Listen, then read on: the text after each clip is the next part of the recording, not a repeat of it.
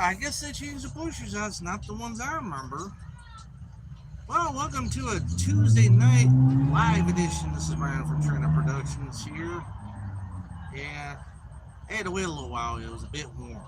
So, and the way I looked at it is we got one, two, three possible trains on the way, but we don't know when they're going to get here. So, but been a bit warm lately, so hope you all are staying hydrated, staying cool, and all that. Of course, me, I have to work outside, so.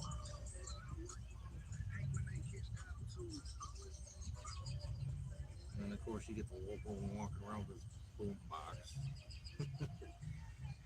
Anyways, guys, figured doing that little session. It's only going to be for a little bit. I'm on a limited battery. I'm unable to find a power source I can plug into, and this is about the best place I can set up at. And of course, we got our most famous Mexican restaurant here in Cowan, Fiesta Grill.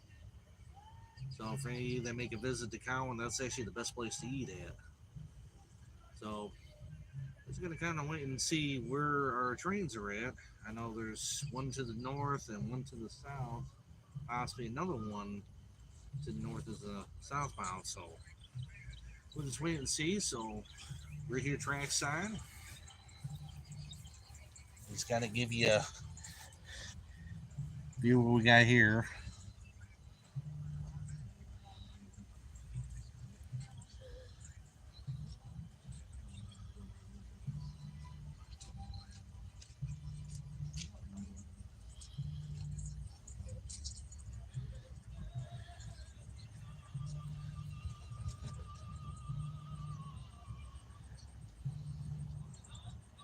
So we got more of an open view here for anybody that would like to make a visit to Cowan sometime. This has also been featured in Rail Moments. We had a live stream going on just about a month or so ago. As a matter of fact, yeah, it was a month ago. It was back on May 17th. It was Rail Fan Appreciation Day in honor of Iron Rail Cams, who has a cam right here at the Railroad Museum. And of course, I'm just sitting up right next to old number one here. So we're just kind of getting a glance around here. So this is downtown Cowan. Used to be a lot more buildings. This space that's right there in the middle of the empty space actually had a couple more buildings that were torn down. Oh, we're getting word on something. May have her southbound, and last I looked up, it was I-155, which is one of the trains that we got recently. To our south is M216. Last known location was Anderson, which is just right at the state line of Tennessee and Alabama. So we got a lovely night out here.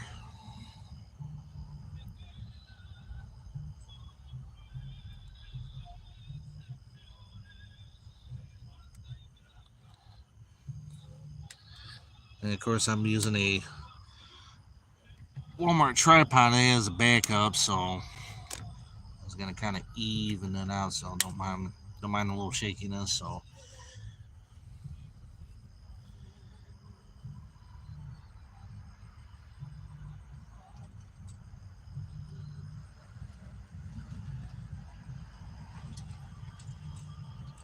if you happen to be in the live chat, post questions and all that. I'm gonna try and share some stories, of TrainNut Productions.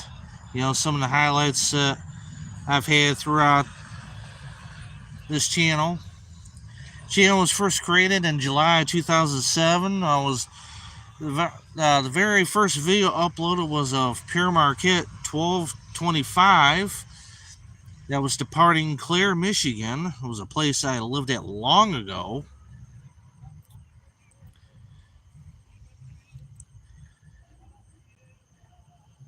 So that was actually the very first video. There's been some other ones that I've uploaded as well, train rides, uh, seeing my favorite short line railroad I grew up with. But over the years, I've expanded as far as different places going to.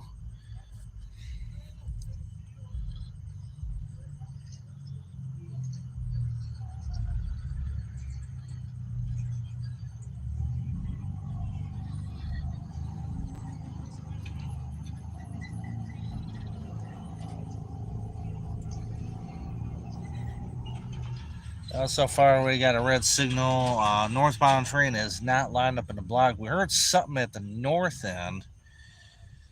That may be our one train, which is I-155. We did miss a northbound, but like I said, I was waiting for it to cool a little bit outside.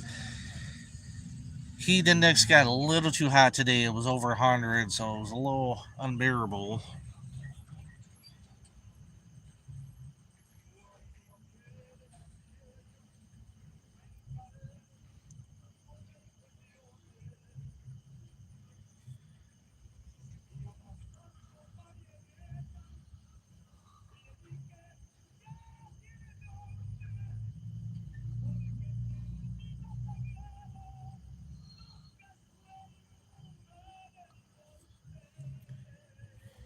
As you see, there's downtown Cowan. The little cabin that's just sitting there is actually right where the depot used to sit. Story being is back in the 1960s, as a matter of fact, the year 1965 marked the end of passenger service on this line. So the depot was basically being used for other purposes by the maintenance away department of the L&N Railroad. Well, that lasted up until 1971. And in 1971, they officially closed it up because, well, they said they didn't have a use for it. Well, right at that time, they were making the decision, well, it's an old building. You're going to have to excuse the truck.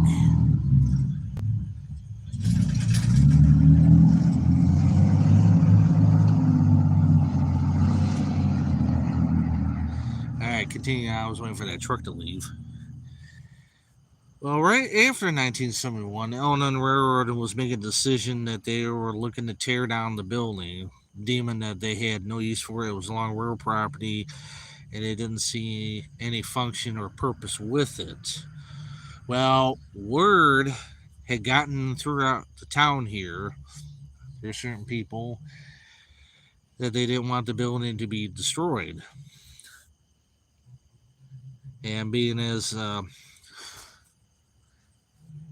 they had been here since 1904 when the building was first built to replace a much older building,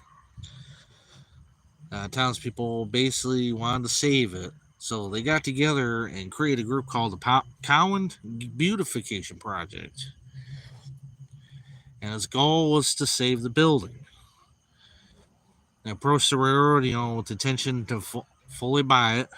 And back in those days, you can get buildings for dirt cheap. You just pay $1. So that's about all it took. Well, the agreement was that the building had to be moved. So for the next few years, this group was doing everything possible in raising funds. They did yard sales, fundraisers. Even in 1975 held the bicentennial a year prior to the actual bicentennial in 1976. So by 1975, the funds were basically secured, and they contracted with the trucking company. I believe it was over in Winchester, which is just about 10 minutes west of here. Well, 5-10 minutes, depending on how your driving is. So basically, they got in contact with the trucking company, it paid up, and basically the whole idea was to move it. So in September of 1976, they dug underneath all around it and basically got the trailers underneath and basically began the process of moving it. It took basically a whole day to move it, and when they moved it, they actually turned it to keep a perspective of what side the tracks were on and what side the road was on. So thenceforth, after it was moved, this was moved over here. This actually used to be down the street, and once the depot had been moved, well, they figured, well, this would be a more better spot than where it was. So this little building here is actually a replica cabin of Franklin County's first courthouse. So this is going back to 1870. So this is a replica of it. And somebody got the idea of building it, just to honor, Franklin County's history. Well, recently the roof was fixed on it, so the display itself has been properly fixed, so it's gotten some attention. But across the way here is the Texaco gas station, which has been there, I believe, since the 1960s. Prior to that, there actually used to be an old hotel there. And the story goes is that it was there until a certain time and basically closed up. They tore it down and basically brought on the gas station this area. It's actually the Cowan Welcome Center. And it's more of a little tribute, to the past history of this town there. It's pretty neat, especially if you have an old car that you like to do some photos with. They got the old gas pumps, as you can see, are lit. Let's see if I can zoom in a little bit. As you can see, the 3 gas pumps just in the middle there. So it's kind of a neat little item to see right here in the town here. Now that big building behind there is Monterey Station, and that also has a story for itself. That was actually originally the General Shoe Company building, or Genesco for short. That was their factory building. They were manufacturing shoes. Starting, I believe, sometime in the 1920s, 1930s, they were a big-time operation here in Tennessee. They carried on until sometime in the 80s, and they basically combined their operations and moved elsewhere. They put up the building up for sale, and then it became Monterey Mills. Monterey Mills lasted for some years. They were basically manufacturer textile. Hey, Jesse. How you doing, buddy?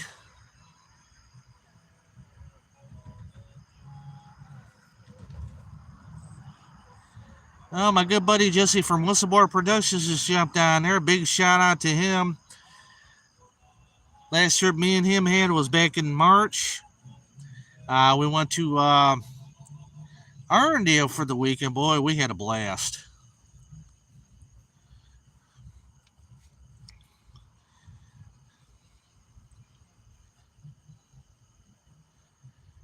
So, anyways, Monterey Mills went away after stopped manufacturing a textile. Well, company here in Cowan bought it and created a Monterey Station as a entertainment venue. So that's another historic building that's been here. So there's quite a few there. And then, of course, you got the old buildings here. The small one in the middle actually used to be Cowan Bank, back in the day. That's now Cowan Development.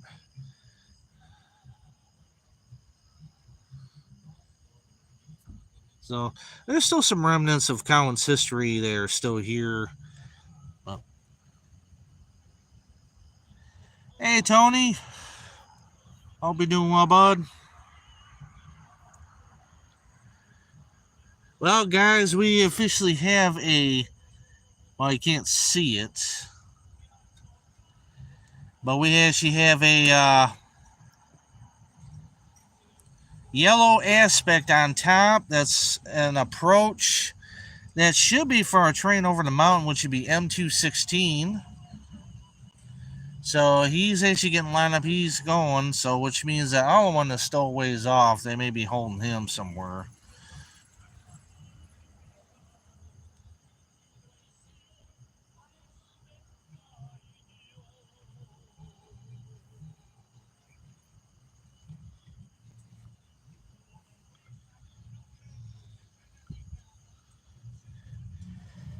I'm gonna be out here for a little while, Tony. Cause like I said, I'm on limited battery, and just basically to showcase, the trains are going through here. When I started it, our two pushers were going through, and it looked like they swapped out the pushers again. So we got an ES 44 AH in the, I think it wasn't a tier 4. And we got 775, another ES 44 AC, which is a much older GEVO. So we got still with a pair of GEVOs, for pushers. But another story with that is that has been the longest tradition right here in this area of pusher locomotives that they kept here. They've been doing this since 1853, after this main line was first laid. And the story being is that they were trying to run a revenue train down as far as they could. Now the line wasn't complete to Chattanooga just yet. I believe they were trying to run supplies, so they were trying to run the train, and it got stuck on the hill. Well, they were trying to figure out what to do, because they needed to get it over and get it to where it needed to go. Well, officials up in Nashville, sitting in their chairs, couldn't come up with a concept, and the last I heard, it was an employee that came up with the idea of, well, I'm going to just bring another locomotive down. So they brought it down, put it on the back end of this train, and pushed it up the hill. It was a success. So they deemed it from now on to keep a set of pusher locomotives here. And they actually range from various sizes. We got some pictures here at the Railroad Museum. They had articulated locomotives stationed here. They're basically built almost as the same concept as Norfolk and Western's articulateds. They had 282s that they were also running for pusher service. There was a pair of them. One of the pictures here in the museum. So they've gone through a lot of locomotives as pushers, right in the diesels. They had Jeeps for pushers. I don't believe they had any of the F units. That was in the NC era. The L&N era, they only assigned the Jeeps, to pusher service here. And then they upgraded to, the 6-axle EMDs, such as the SC40s, that carried on the work as pushers go. So throughout the years, there was different locomotive models that they were using for pusher service. But I still say my favorite has to be 2 AC44s. One of them being number 500, which we've seen here a few years back. So it's kind of nice, the spirit of Grafton that served on as a pusher locomotive here. Now, we did have one surprise here, and this actually happened, let's see, last year, I believe. Yeah, it was last year. CSX number 1973, that should ring a bell to a lot of you guys that know your locomotives, was assigned as a pusher locomotive here just for a few days. And needless to say, word got out, and all of a sudden there was quite a few. Yeah, it was March. No, I think it was in April, because it was on a Sunday. I had to go to a funeral. So it might have been March or April, one of the two. I'm trying to remember. No, it was right around the time of the eclipse. That's yeah. So it was right in early April that year. Last year.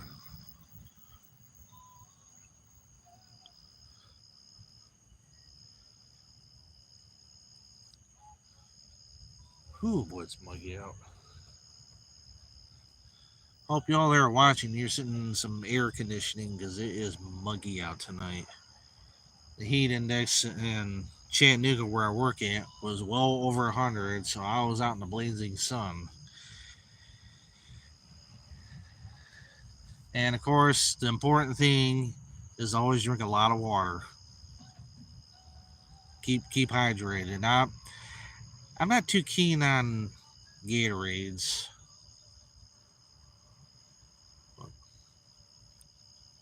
So we're still at a yellow aspect on top, so our train is still over the mountain somewhere. We're still expecting the southbound, but I think they're going to hold him somewhere. Don't know where, though.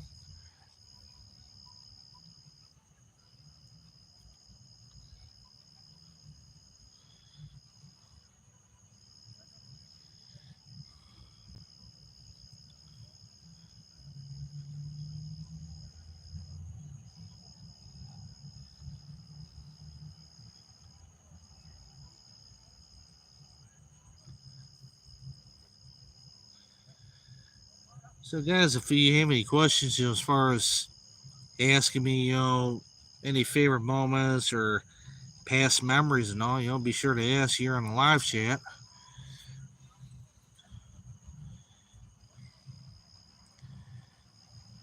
In about a little over a week on 4th of July weekend, I will be making a trip up to Illinois with my buddy from Middle Tennessee Railroad Productions.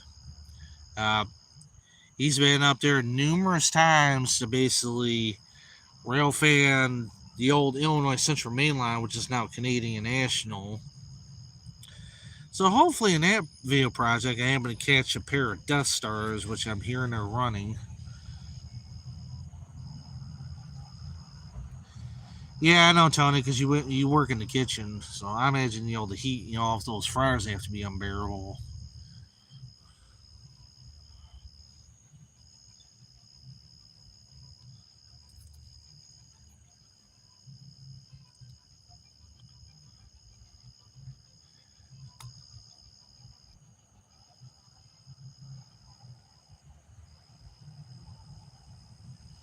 What the heck is that? Hold on a sec, guys.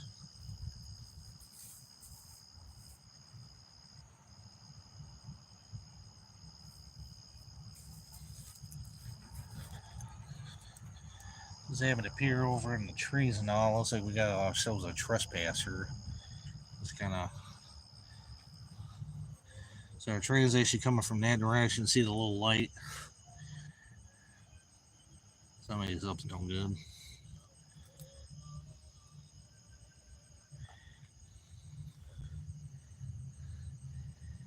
Now, where I'm actually standing at, just beside the depot here, was actually a little storage yard.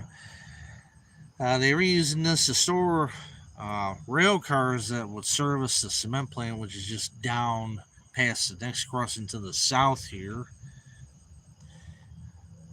It was the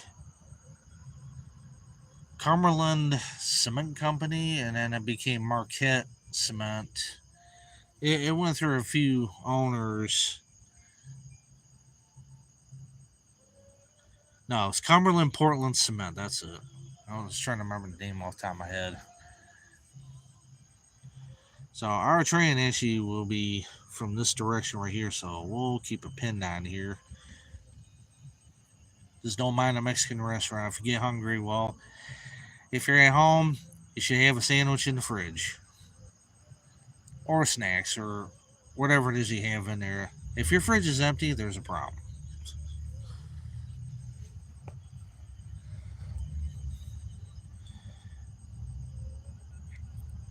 So, getting on with the story here. Is actually there was 3 or 4 tracks that were right here. Now, right next to the mainline track that you see right here was actually another piece of track, but it wasn't a mainline track. It wasn't a storage track. It was actually a branch line, and that was the old Tracy City branch. And story with that is that line was actually first constructed by the Tennessee Coal and Iron Company in the 1850s to service coal mines about 40 or 50 minutes away outside of Coalmont.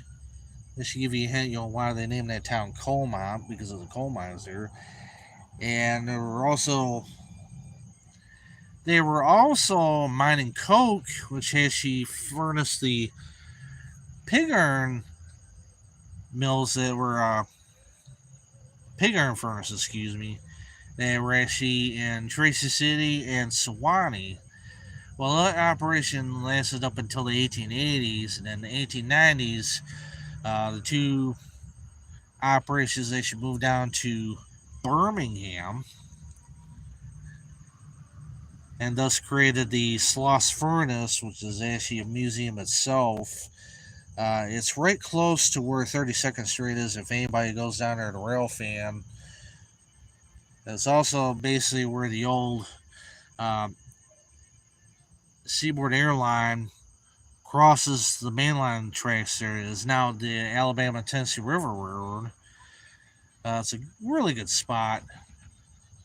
I've actually video there. It's just up a little ways from the 27th Street Junction, which is about close to downtown.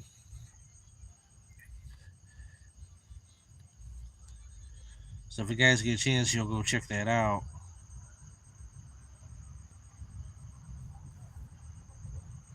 Well, we're still at yellow. So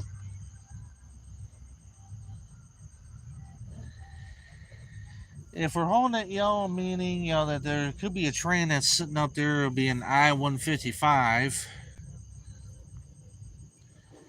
So how the signal system goes, now if it was a yellow in the middle, that signal mass back there, it'll be going on to track 1, but it would be going as far as Mid Cowan, which is this next signal up for track 1. Mid Cowan does not signal for track 2, which is that yellow aspect.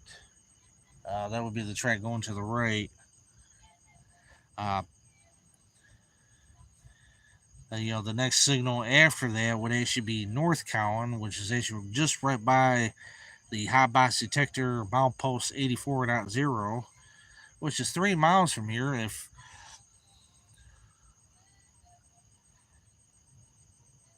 You definitely got to check out Dalton. Dalton's a good spot. As a matter of fact, I think I know a person that was just down there recently. You guys get a chance, check out Rural Moments live streams. A very good friend of mine. He went out and tried to basically wait for some heritage units.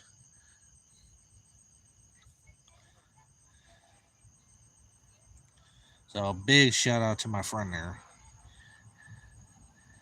Now, the reason being why I'm saying we're 3 miles from the hot box detector is if you see that little concrete post, as I enlarge it, is actually milepost 87. Now, that is not the original milepost that was here. Reason being I say that is the NC and CNL, when they had this line, their mileposts were actually made of metal. We actually have a few examples of that here at our Railroad Museum, but I think they've been stored. Now, when the ONN took over, they basically installed the concrete mileposts that you see there. So there's still quite a few of them along the way there. It's still nice to see, just a reminiscence of days gone by as far as railroads go.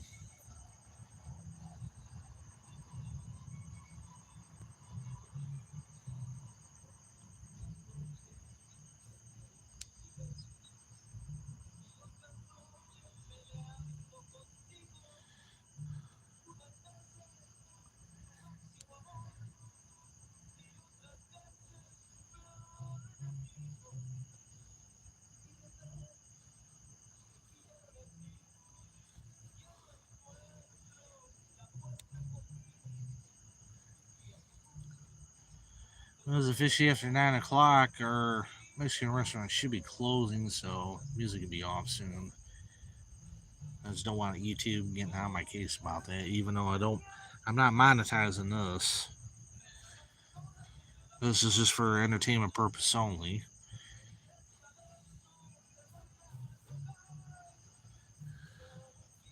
So it's officially after 9 o'clock. It is 9:05 Central Time, which make it 10:05 Eastern Time or Chattanooga time. Still waiting on our train here, so he's somewhere over the mountain. He's got a yellow aspect. It's called an approach, meaning the next signal at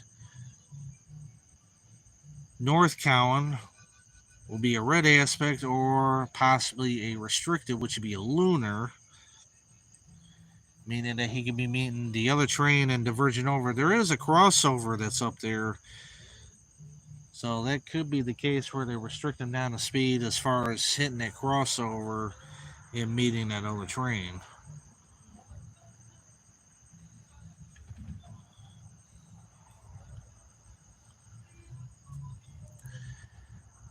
So I want to give you guys a bit of news and all that.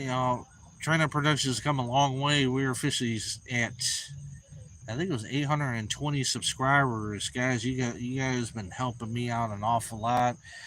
The goal now is to reach 1,000, where I can start monetizing the videos, which actually would help with the trips. And in about a little over a year, maybe starting a new series, depending on how somebody else's schedule is going to go. But the old man will be joining me on my videos, so he'll be officially retiring. He was actually seen in one of my previous videos when we went to Stevenson. So if you guys get a chance, scroll on in there. The old man will be joining me as part of the production team. He's actually been giving me some hints, along with my buddy Mike from Real Moments and a couple others. So I've actually been taking it to heart on that.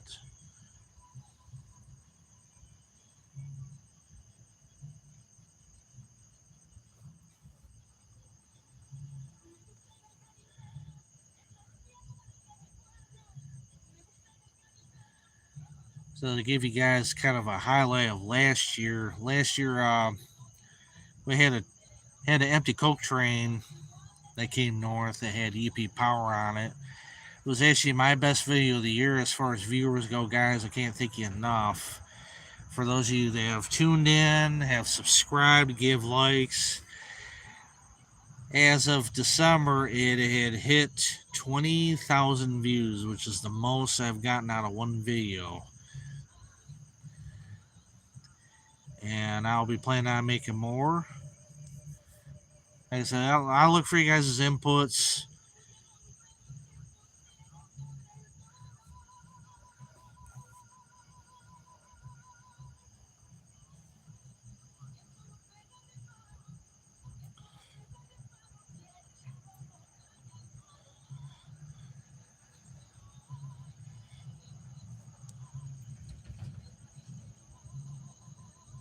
Well, if that train's on its way, he should be climbing up the grade. And that grade is actually, start of it would be 10 miles from here, milepost 97, which would be right at Tantalon where the 2-track stops. So you'll be making that north end Sherwood or north end Tantalon, how it's ever called.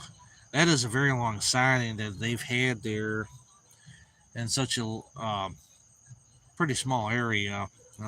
Sherwood just doesn't have much, as far as stuff to see and all that. You can see remnants of the Gager Lime Company. Some of the old buildings there. It is a Sherwood mining company, but as far as any excitement in that area, I wouldn't suggest anything because there's just nothing there.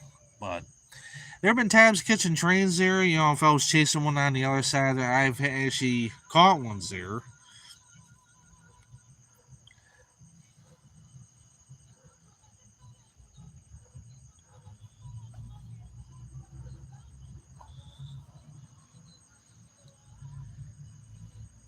Because got my scanner with me.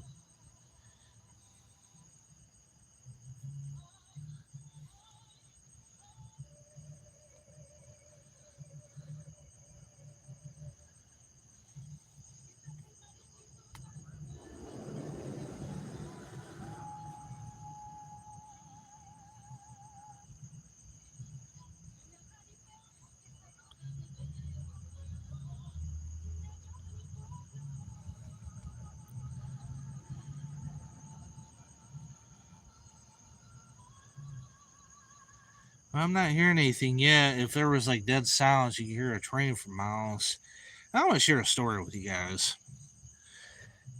Now, this is before I came to live here in Cowan, which I absolutely love this town. It is such a neat little place. To me, it just has that southern charm to it, being as I'm originally from Michigan, but to me, this beats all.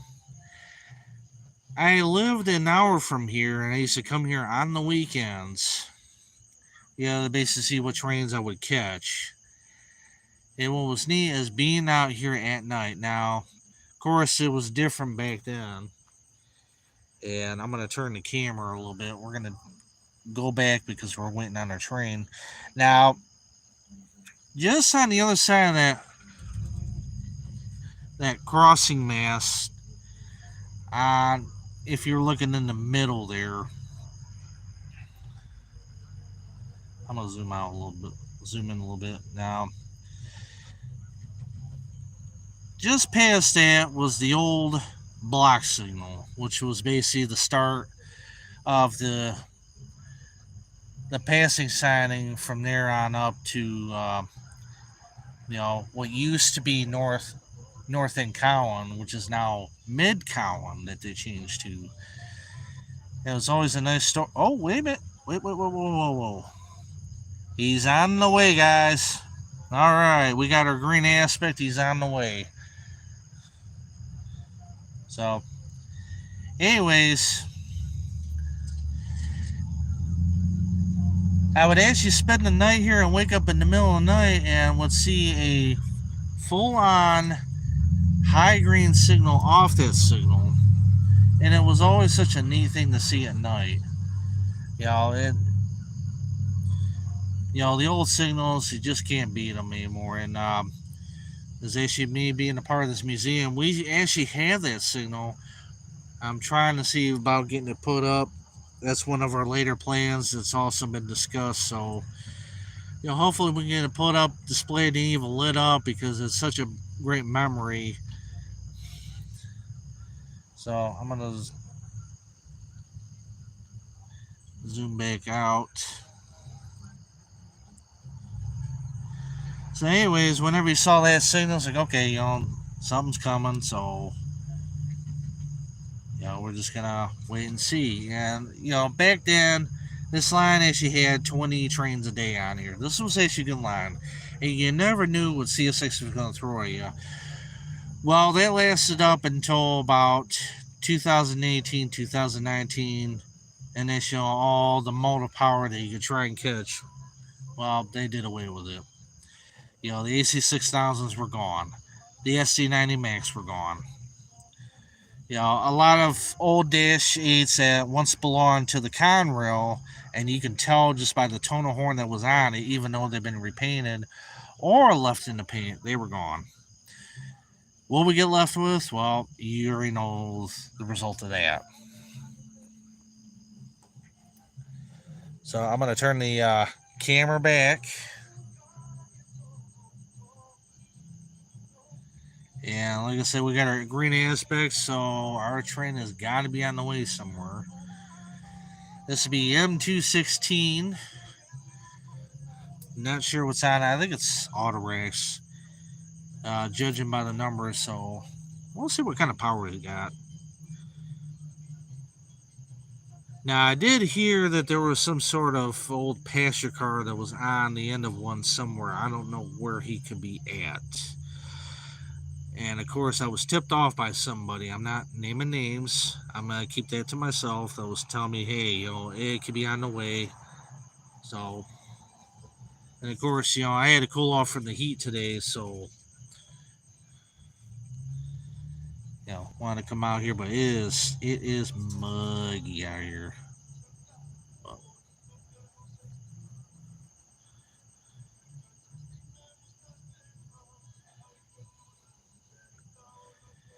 Anyone that is viewing this and giving a like, thank you for tuning in. To the Tuesday night live session.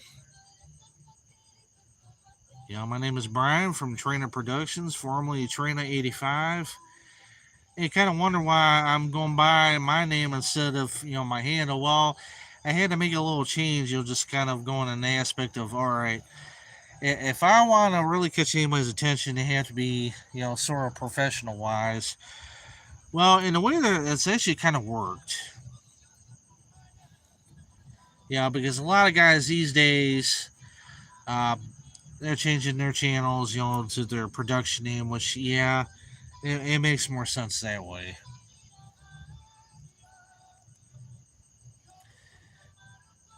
Now, a lot of you kind of wonder where I came up with my production name. Well, I want it to be different. Because you got ones, these days, like Delay and Block Productions, very good friend of mine. You got him, and I'm trying to name off any of the other ones. I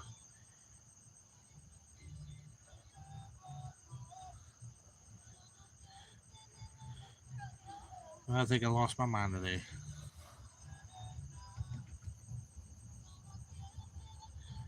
Well,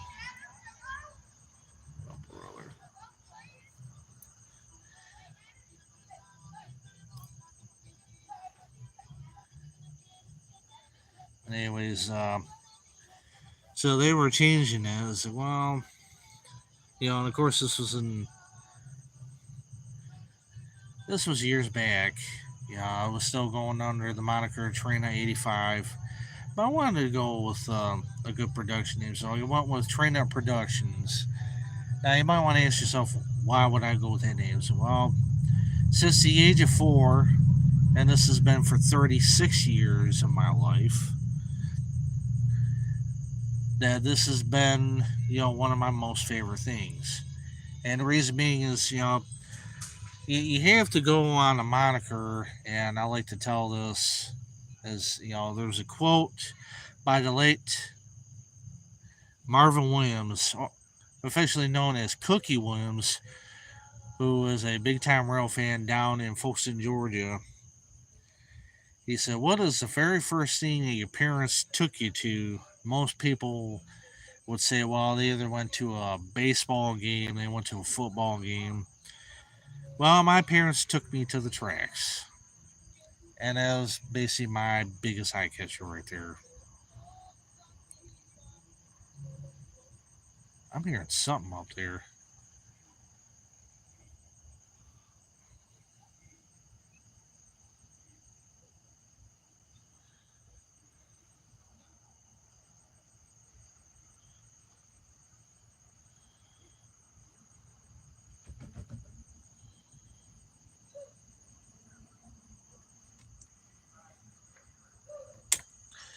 Kind of adjust this a little bit.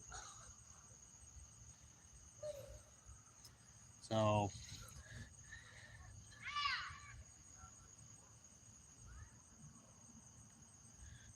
don't mind the unruly teenagers out roaming around at night. Anyways, so that became my biggest fascination, and needless to say, I took it to heart. And studying railroad history, locomotives, you name it. So I became, nuts for trains, so hence Train Nut.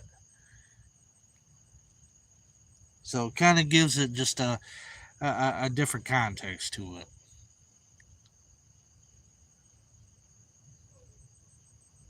Now I am hearing something up the mountain. Hold on, guys.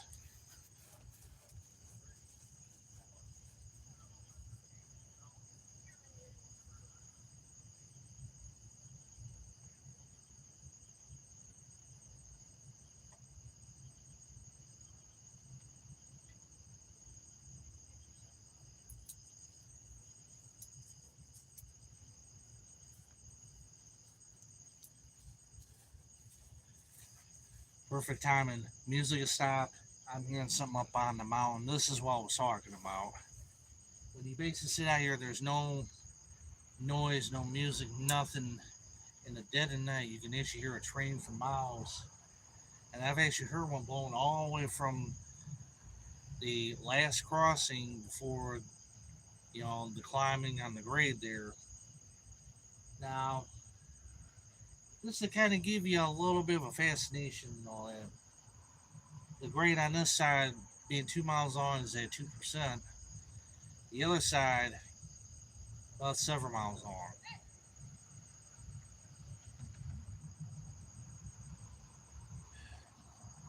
I know what about. So, right now, I'm actually hearing something up on the mountain. That's got to be our train there. So, we're just going to wait and see.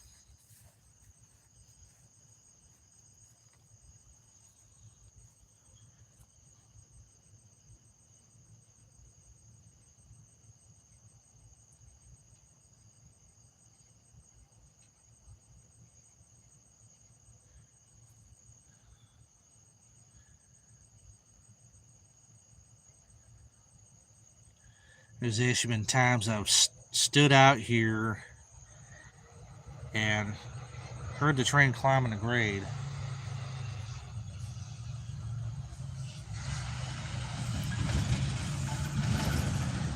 Have to excuse the kids and all. The kids with nothing else better to do. So if you hear me yelling at them, I apologize, but I just don't have the patience for stupidity, as I would put it.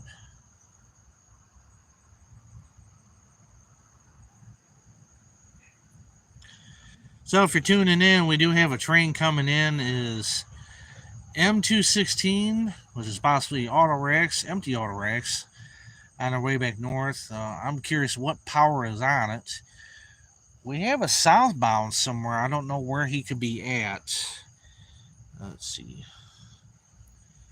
And checking my battery power, I'm at 53%. It is 9:23 p.m. Central Time. For those of you living in Chattanooga or outside Chattanooga, it will be 10:23 your time, getting close to 10:30.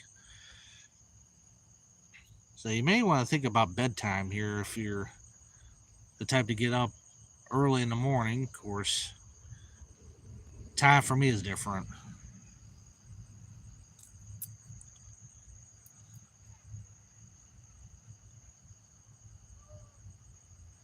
Yeah, kids have gone off. Okay.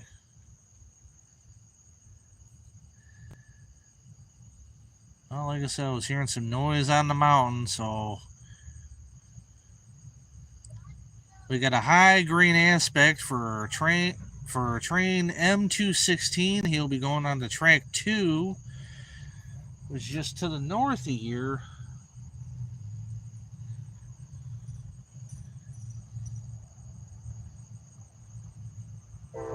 There he is. All right, here we go, guys. Get adjusted here. Got a good sounding horn. He's loud.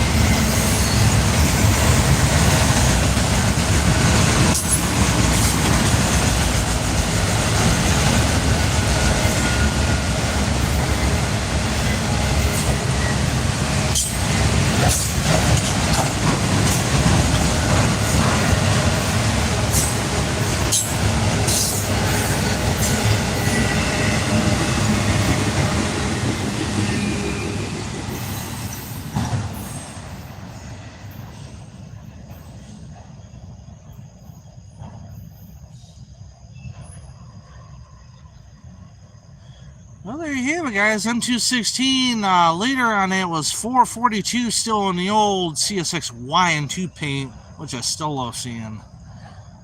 So, still a neat trick to see on that one.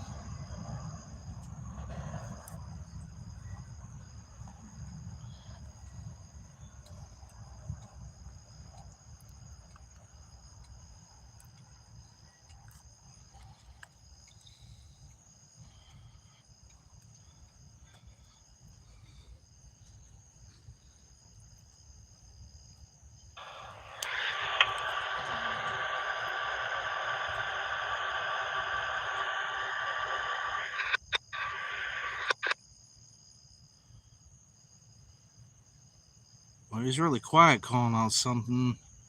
That sounds like something sitting.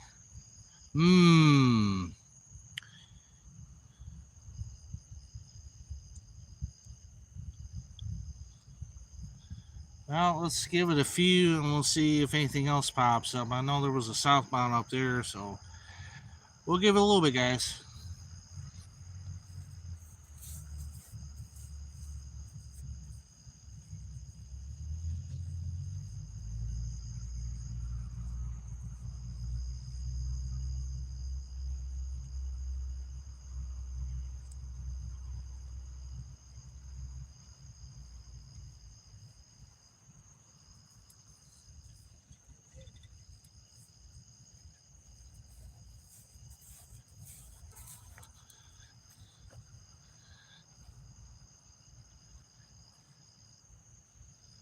Well, generally I don't see lights up there.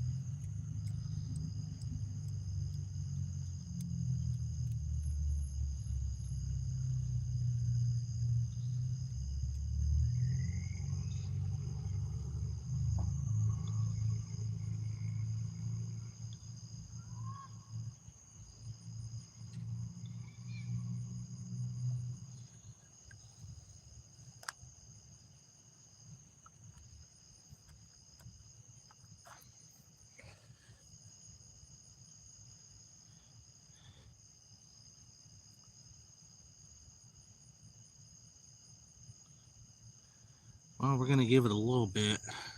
It sounded like somebody else was calling off, but it was awful close and it sounded like it was sitting. I don't know who it could be. Could be anybody at this point.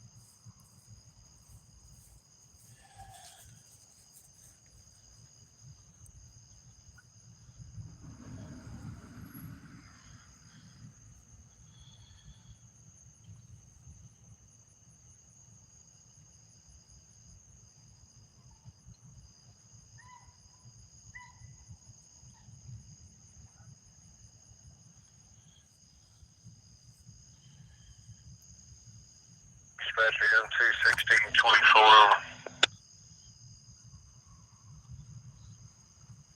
Here we go. Oh, we'll find out something. I'm going to give you these crossings, even though there's a maintainer up there. He just hasn't cleared them yet.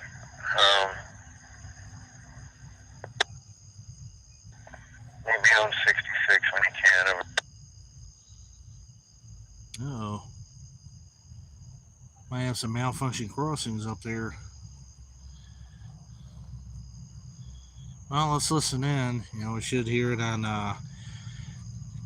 for the channel 66 frequency. That'd be 161.100 for those of you that would have a scanner on hand for this line.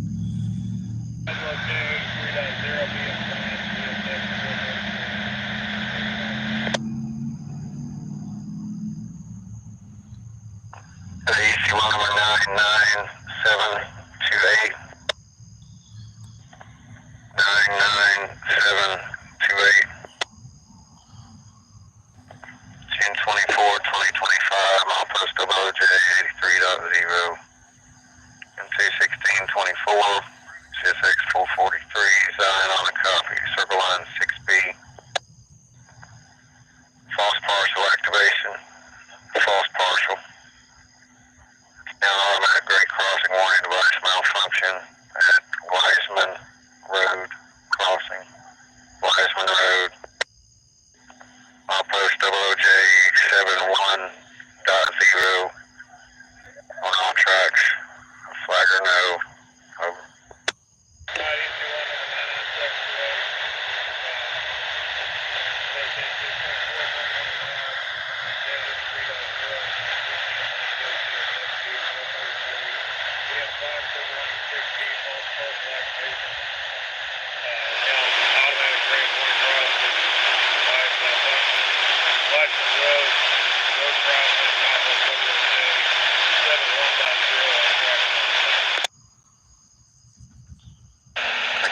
Effective 2233 JMQ.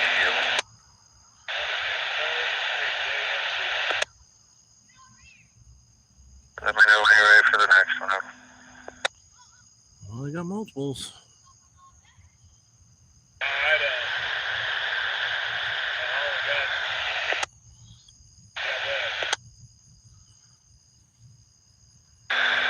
Next EC1 number 99729. 99729. 10/24/2025. Milepost OJ 83.0. M21624. CSX 443. Sign on the copy. Circle line 6B. False partial activation.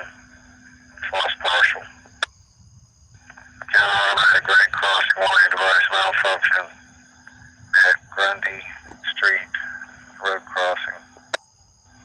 Milepost OJ 68.9 on all tracks. Flagger no. Over.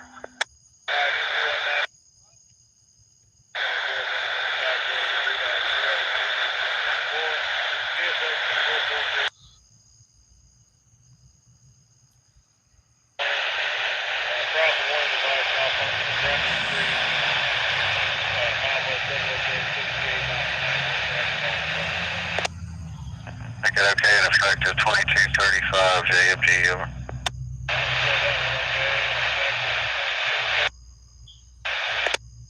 That's correct. Y'all will have a pickup there at Nissan.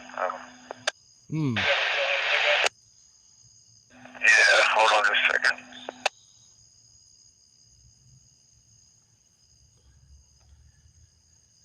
So basically, as you heard, there's You're going to pick up behind line 21. Line 21, that's a TTTX 941599. It's going to be 57 cars in the west.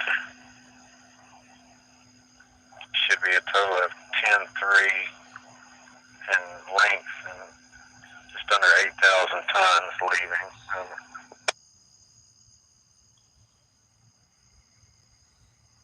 I think.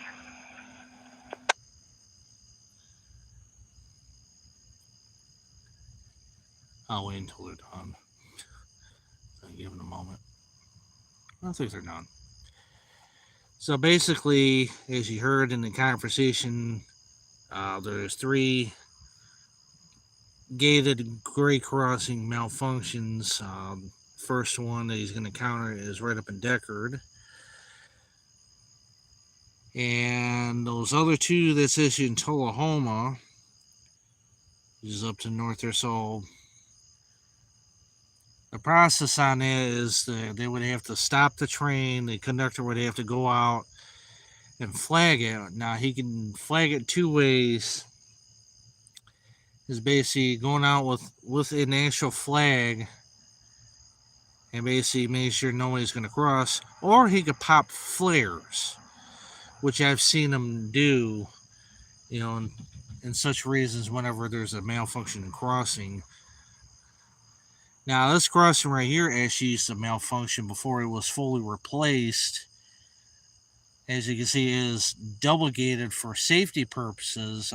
People got the idea that, oh, well, they're going to install a quiet zone. This never became a quiet zone, and we hope for it to stay that way. The reason why they put the double gates was that was for safety purposes because people kept running the crossings. But on top of that, I thought I heard, that there was some other train, possibly the local, but that's not entirely sure. But of course, we're gonna give it about another few minutes here. For those of you tuning in, it is 9:38 p.m. Central Time. For those of you in Chattanooga, you're an hour ahead of me. It is 10:38. Thank you for tuning in to this live session here in Cowan, Tennessee. It's not Cowan, it's Cowan. Cowan, as I like to tell people whenever I'm giving tours here at the Cowan Railroad Museum. Today is Tuesday, June 24th. We're edging closer to July. And of course, 4th of July weekend, I will be partaking in another video project. I will be in Illinois, chasing along the Canadian National, the Norfolk Southern, possibly a short line, and also maybe making a trip to the Monticello Railway Museum. Hopes of getting some footage of their collection in action. Just something a little different for TrainNut Productions. I got other stuff planned as well. We'll go ahead and make the announcements now. The next one planned after that would be Labor Day weekend. This will be going to the Smoky Mountain Railway to see number 1702 in action. So that's going to be very different. I love catching steam. That's going to be a different type of steam locomotive to catch. And like I said, that's about the only one that's been planned so far. There will be other ones. I'll later announce them, as we go along in these live, feature live streams I'm going to do. I want to thank you for tuning in. You're basically looking right at downtown Cowan, with the historic buildings. The red one built in the 1900s along with the yellow one. And you have the replica of Franklin County's first courthouse, the little cabin there.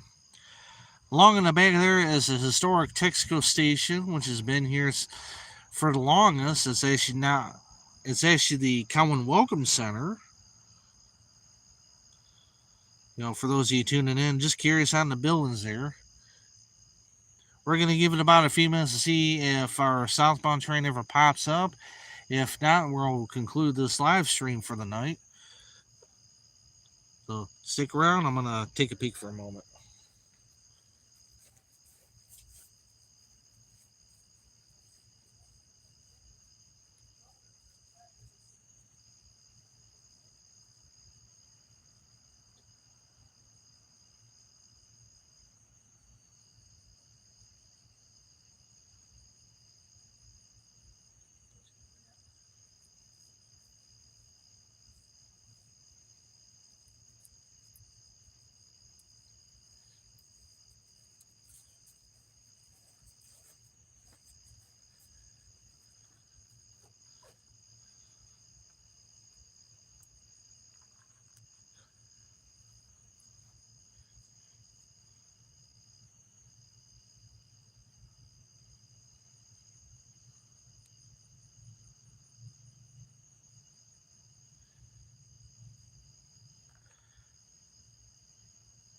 Well, guys, I think I'm just going to go ahead and button it up for now. I want to thank you all for tuning in, to the Tuesday night live session right here in Cowan, Tennessee. Just right around milepost 87, which would be that little post you see there. Standing right next to the Cowan Railroad Museum. I'm going to pick up the tripod. I'm going to give you guys one last view here. For those of you tuning in, you may know this place very well. If you're new to this, viewing this live stream, and you haven't seen this before, I'll be glad to show you. So,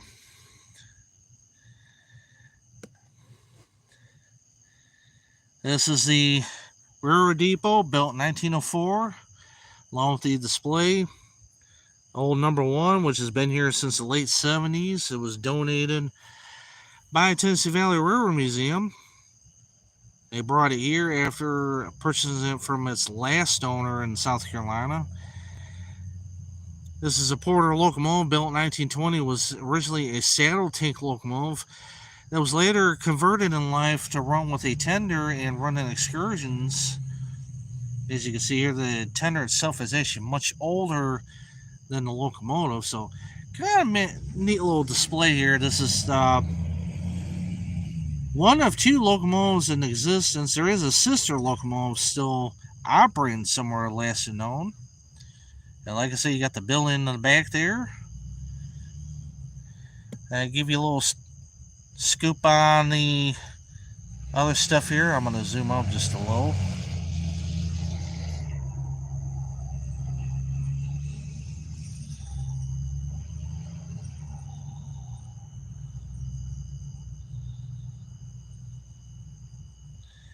So the flat car right there is actually the old tunnel car. You used to have a scaffold that they were using to maintain the tunnel. So that's a part of Cowan Railroad's history.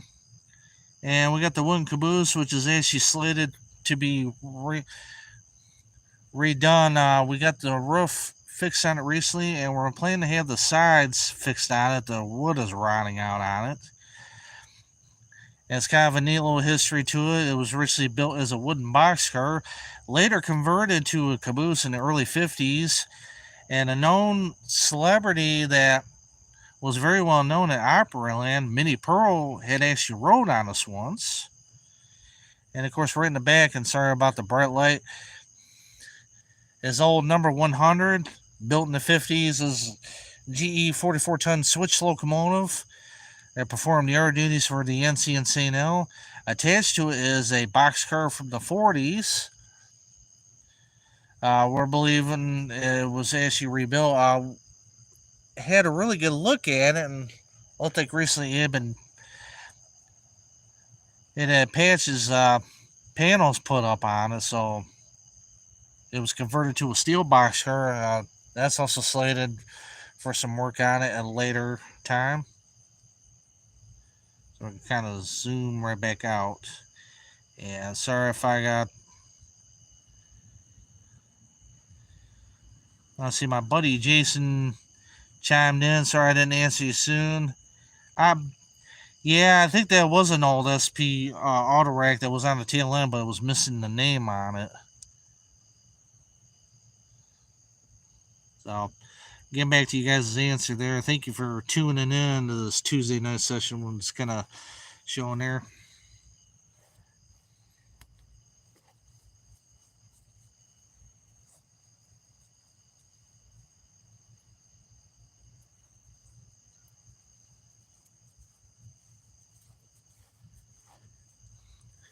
Alright guys, well that'll do it for this Tuesday night session. Well, thank you for tuning in. Please be sure to tune into the next live stream or the next video that's uploaded on the projects and all that. And as always, see you at the next track side.